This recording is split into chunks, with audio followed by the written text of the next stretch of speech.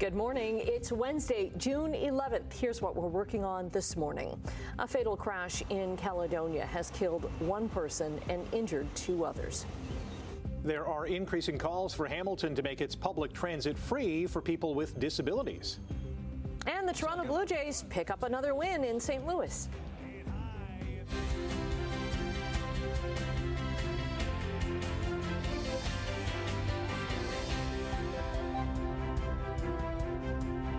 Thanks so much for joining us. A little bit of cloud this morning, Brian. Where are we going? Yeah, a little bit of cloud, but enough so that we could see the strawberry moon. Yes. It was beautiful this morning. Beautiful moon, yeah. Full moon in June is the strawberry moon. And we're going to see some gradual clearing. I know there's a little bit of cloud cover right now, and you might get concerned, but no, it's going to be a sunny day. Lovely blue skies a little later on.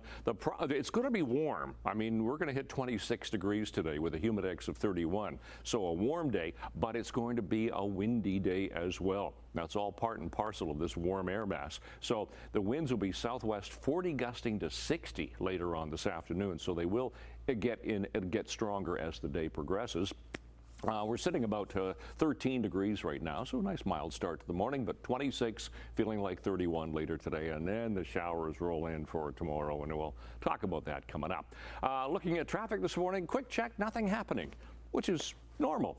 403 Waterdown Road, not a lot to see right there. Looks good. We'll check a few MTO traffic cameras starting at the Red Hill Creek, Toronto bound away from us on that camera, heading toward the Skyway. Here's a look at the top of the Skyway. As you can see, it's moving nicely. We did have a disabled vehicle at third line here on the Niagara bound lanes, which the lane's heading away from us, but that just cleared, so things are back to normal right there. So nothing going on. So we will, of course, give you details on weather and traffic as the morning continues. Right now, let's check the news. Okay, thank you very much, Brian. One person is dead and two others were taken to hospital after a crash in Caledonia. So a car and an SUV collided around 3:30 yesterday afternoon on Argyle Street South near Highway 6. Haldeman OPP say the car's driver died in hospital. A passenger in the car is being treated for serious injuries, and the driver of the SUV was taken to hospital with non-life-threatening injuries. No word on charges.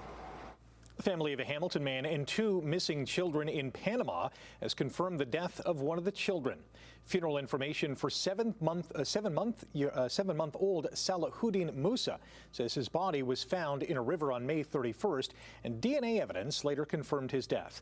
Global Affairs Canada has also verified the death, though Panamanian police have yet to confirm the identity. 31-year-old Gusen Iqbal and his children disappeared in a small city in the province of Bocas del Toro in mid-May. Iqbal's family told us earlier that he had been struggling with mental health issues, and they feared for the well-being of the children in the jungle-like rural area. The Hamilton teen has been missing since last Friday. Police say 15-year-old Addison Kitchen left her home on the mountain on Upper Wentworth near Stone Church Road, telling her family on Friday that she was going for a bike ride, and they haven't seen her since. She's white, 5'8", with a medium build and long dark brown hair. Addison was wearing a blue hoodie, black bike shorts, and black Crocs. A 12-year-old Welland boy is missing. Cyril Montiero was last seen near First Avenue and Rice Road in Welland at around 3 yesterday afternoon. He's white, 5'3", with a slender build. He has blue eyes and blonde shoulder-length hair. Cyril was wearing a black sweatshirt, black pants, and white shoes, and carrying a blue and green backpack. Brant County OPP have released two images of a man wanted after an attempted bank robbery in Paris, Ontario. So this happened Friday afternoon. One of the photos shows him at the counter with dark sunglasses and a black hoodie. But the second photo shows a much clearer picture of his face before the shades and the pulled-up hood. A homeowner in West Lincoln was hurt trying to scare off two people breaking into their vehicles. Happened just before 5 yesterday morning on Canberra Road near the Haldeman County border. The suspects drove off in a stolen vehicle from Hamilton, which they abandoned, and then stole a black Dodge Charger, similar to the one on the screen now. The license plate on the stolen Charger is CSFM 216. Niagara detectives are asking anyone who lives in the area to check their surveillance cameras. Advocacy groups in Hamilton are calling on the city to develop a new HSR fare program for people with disabilities, after many say the Fare Assist program has actually created additional barriers. Simone Gavros is outside Hamilton City Hall this morning with the details. Good morning, Simone. Good morning, Annette. Disability advocates and many others are going to be at City Hall this morning starting at 8:30 for a rally. This is going to be ahead of the GIC meeting that starts at 9:30. They're going to be calling on City Council to look into ways to revise the Fair Assist program to help more people who are riders and are disabled in the community here in Hamilton. Now, there have been many calls for revisions to the Fair Assist program since the program was launched in the summer of 2024. The 2-year pilot project offers low-income residents a 30% discount on public transit. 2 other programs have been suspended in the meantime. That's the Affordable Transit Pass for Ontario Works recipients and the Temporary Transit Fare Special Program for those that use mobility devices. Those with disabilities had access to HSR buses for free, but now many say this has created additional financial barriers. So Hamilton's Accessibility Committee for Persons with Disabilities is calling on city staff to look into developing a new HSR fare program specifically for riders with disabilities. The committee recommends creating a new and second fare program pilot that would complement the existing Fare Assist program in place. Now, coming up, I'll be speaking with some disability advocates that are going to be here at the rally. Again, that starts at 8:30 in front of City Hall ahead of the GIC meeting that starts at 9:30. For now, Annette, back to you. Okay, thanks very much, Simone. About 7,000 people forced from their homes by wildfire in northern Saskatchewan will soon be allowed back. An evacuation order for 3 areas is going to be lifted at 8 local time tomorrow morning. Rain over the last few days has helped crews there to contain a wildfire burning nearby, and more staff and resources are also being brought in. Saskatchewan's ombudsperson, though, has slammed the province's wildfire response, saying it failed to provide immediate food, shelter, and basic information to those people who were forced to leave. Canada is in for a hot summer with a high risk of more wildfires. Environment and Climate Change Canada says there's a very strong chance of above-average temperatures across the country.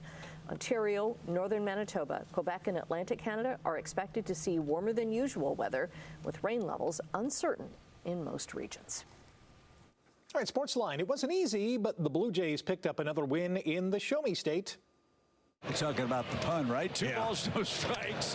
Hit high in the air into right center. And that one's going to carry into the bullpen. Alejandro Kirk and Andres Jimenez each went deep as Toronto beat St. Louis 10-9 in what was an up-and-down game at Busch Stadium. Toronto closer Jeff Hoffman got the final out, despite allowing a 3-run homer to Wilson Contreras in the top of the 9th. Chris Bassett allowed 4 runs over 7 innings for the Jays, who've won 11 of their last 13 and are a league-best 21-10 over the last 31 games. The Bluebirds go for the series sweep this afternoon. Despite losing 5-4 on penalties last night against Côte d'Ivoire, Canada won the inaugural Canadian Shield soccer tournament. The shootout was needed after both teams failed to score during regulation and extra time. The Canadian men's team finished the invitational tournament with 4 points, one ahead of New Zealand and Ukraine.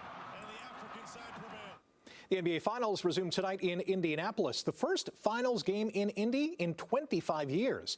And Hamilton's Shai Gilgeous-Alexander and the Thunder are ready. A series is so tricky. Like it definitely is like it's a feel out, but it also can be like there's also so many adjustments made to where like it's almost like hard to like predict and try to determine what they're gonna do with you. You kind of just have to be ready for everything. The Thunder and Pacers split the first 2 games of the series in OKC. The Pacers haven't lost back-to-back games in 3 months, going 9-0 after losses in that span.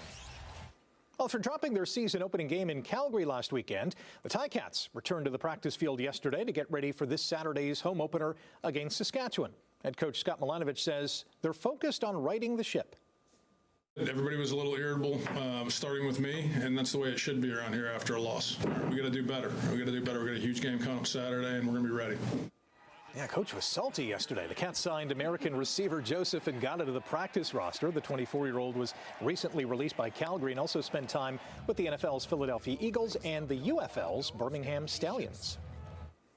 Montreal defenseman Lane Hudson is this year's Calder Trophy winner as NHL Rookie of the Year. His family and friends got together for what Lane thought was a party to celebrate his nomination. Check out what happened next.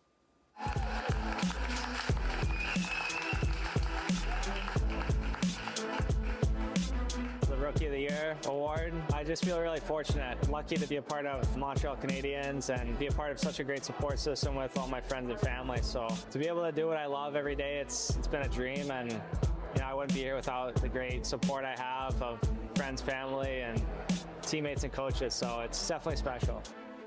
Now that's a surprise party. He led all rookies in scoring with 6 goals and 60 assists and joins Hall of Fame goalie Ken Dryden as the only Canadians to win the Rookie of the Year award in the expansion era. Thanks to an 8-run 5th inning, the Welland Jackfish improved to an Inter-County League best 9-1 by beating Guelph 10-4. The Jackfish host the Hamilton Cardinals tonight at 7:15 in the latest game of the CHCH QEW Cup Series. And I'm throwing out the first pitch. Yes, the pressure's on. Elsewhere last night, Toronto outslugged last place Brantford 14-8. Okay, 11 after 6 o'clock, and you should be okay for tonight because the skies are going to clear. It's going to be a sunny day, so no problem. I don't think you'll be postponed this time with your first pitch. All right, let's get you into this Wednesday morning, 11th of June. Looking fairly hazy, fairly cloudy at the moment, but that sky will clear, and I'll tell you about that coming up. Looking at the 403 and Waterdown Road once again, things are moving nicely in the Hamilton area. Link, Red Hill Valley Parkway, 403, no problems there. Let's go to some MTO traffic cameras. Martindale, QEW, St. Catharines, nothing there. Red Hill Creek still looks good. Here's east of Brant. So Toronto-bound lanes coming towards us on that shot. Same here east of Royal Windsor. Flipping ahead to Cawthron. Already getting a little bit busy here, but it's just a bit of volume, and that's all. No collisions at the moment. All right, temperature at the moment. We are a degree higher than we were yesterday at this time. We're now sitting at 13 degrees. It is mostly cloudy at the moment, and the winds are really light. The relative humidity is right up there at 100%. That's why it looks so hazy in the Hamilton area, never mind the cloud cover that we have. So today, the skies are going to clear as the morning goes on, so it will be a nice, bright, sunny day, 26, feeling like 31, but that wind is going to be strong. It'll be southwest 40 gusting to 60 today, so quite a strong wind. Air quality today, not quite as good as it has been for the past couple of days. It is bumped up into the moderate risk category today. What we have is a low pressure system to the north, and ahead of it is the warm front. So what we get is that southerly flow, and it's going to be fairly strong for the day. So a warm day today. Then the frontal boundary just kind of flutters around the Great Lakes for the next couple of days with another approaching low pressure, and that's going to get us back into some instability for tomorrow. It's going to continue for Friday, Saturday, and possibly even Sunday, as well as we get chance of showers all those days. But not today. 25, 26, 27, 28 degrees, depending where you are, and the humidex will be in the low 30s for the day today, so a warm, windy day. Tonight, temperatures around 14 to 15 degrees, 13 for Brantford, a little bit cooler for Guelph and Kitchener, but clear to partly cloudy tonight. And then tomorrow, there will be some sun, but there is a chance of a shower, and the temperatures will be a few degrees cooler, 23 and 24 for the day tomorrow. So stepping out the door, 11th morning of June. It is mostly cloudy right now, light winds, temperature sitting at 13. And the long-range forecast for the weekend coming up. Annette, Rick. Okay, coming up after the break, a U.S. court has ruled that Donald Trump's tariffs on Canada and many other countries can stay in place for now. The details coming up in a couple of minutes.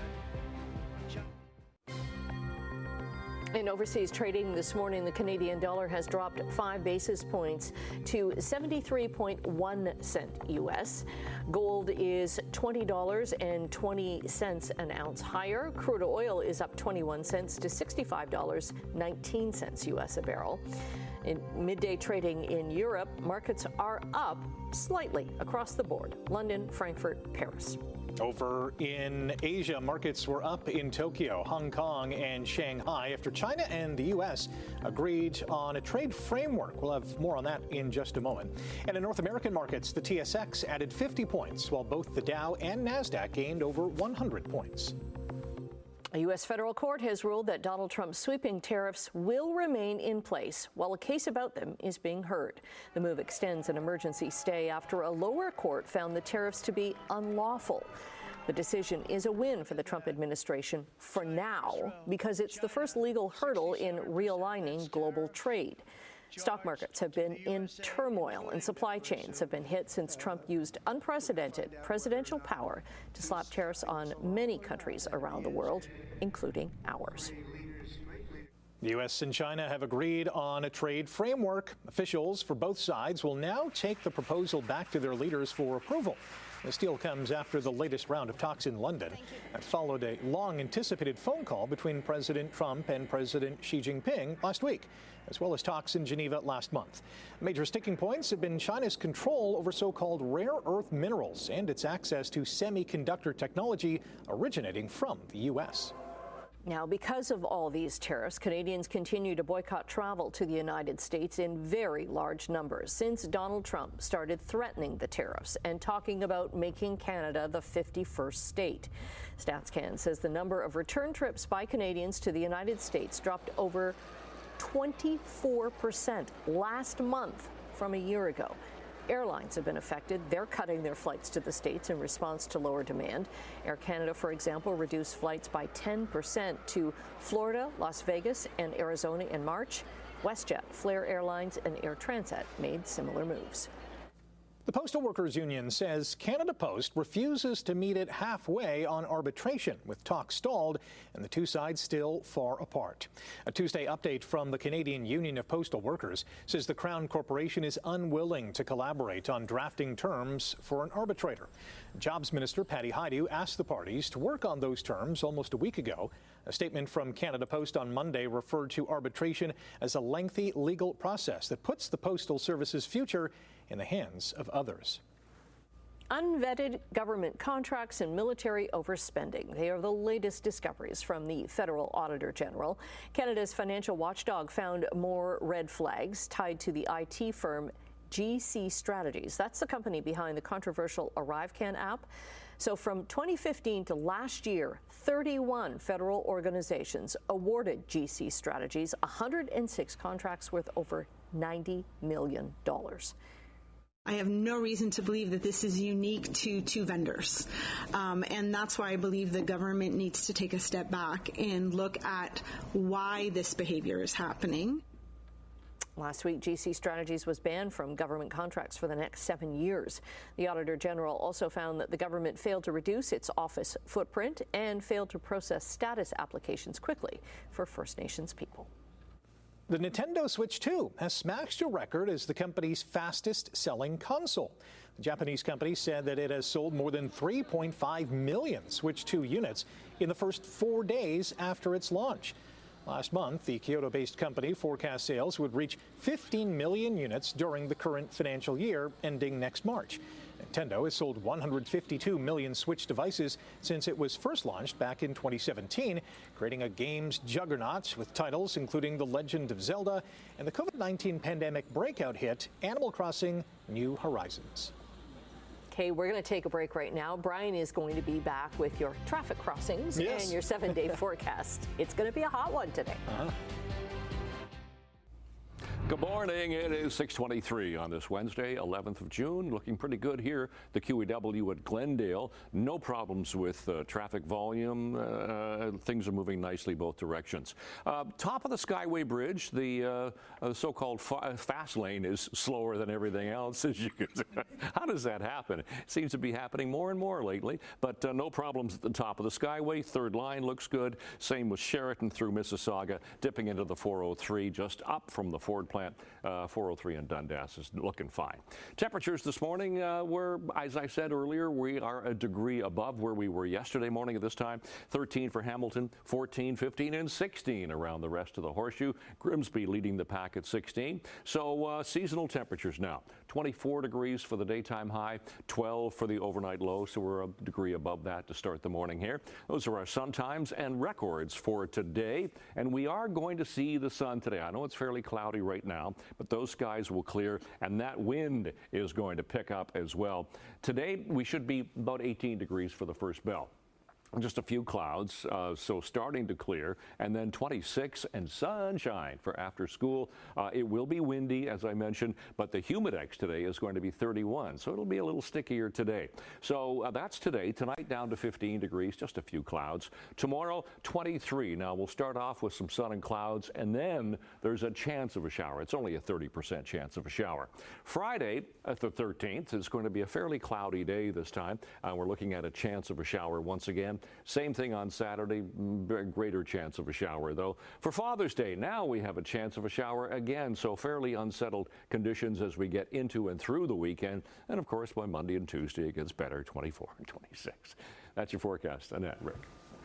Thanks, Brian. More than 100 items from the late Princess Diana's wardrobe are headed to auction this month. It includes a ski suit, a Dior handbag that was given to her by France's First Lady, and a floral dress that she wore often during visits to children's hospitals. Julian's Auction says this sale is the largest collection of fashion from the former Princess of Wales to ever go up for auction. Online bids for Princess Diana's style and a royal collection are being accepted ahead of a live sale in Beverly Hills later this month.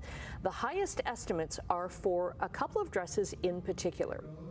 The auction house says both are expected to bring in anywhere between $200,000 to $300,000 US. Now, I don't believe her wedding gown is part of this.